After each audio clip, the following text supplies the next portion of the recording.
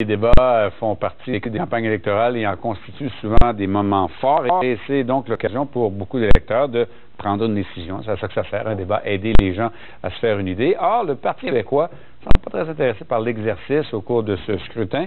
Josiane, les libéraux demandent aux péquistes de mettre carte sur table là-dessus. Ils étaient 3 libéraux réunis justement pour dénoncer aujourd'hui le flou qui existe quant à la décision du Parti québécois de participer au débat traditionnel. Vous savez, celui du consortium.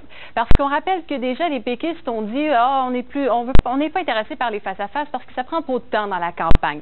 Il y a aussi le débat en anglais auquel Pauline Marois ne participera pas parce qu'elle dit qu'elle n'est pas assez à l'aise. Alors maintenant, il semblerait qu'on est toujours en négociation pour le débat traditionnel, celui du consortium, et que les péquistes n'ont toujours pas confirmé la présence de Pauline Marois. C'est pourtant un exercice auquel tous les chefs se sont prêtés depuis plusieurs années. Alors, on croit que Pauline Marois tente de se défiler, qu'elle ne veut pas défendre son bilan. On peut écouter Christine Saint-Pierre et Pierre Moreau.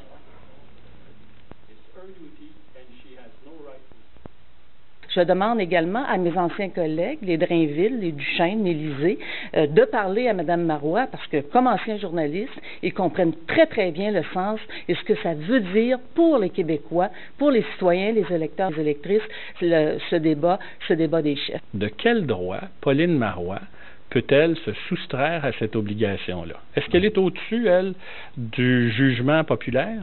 La réponse, c'est non. Et elle doit se soumettre aux mêmes règles du jeu que celles auxquelles se sont soumis tous les chefs de parti depuis les années 60.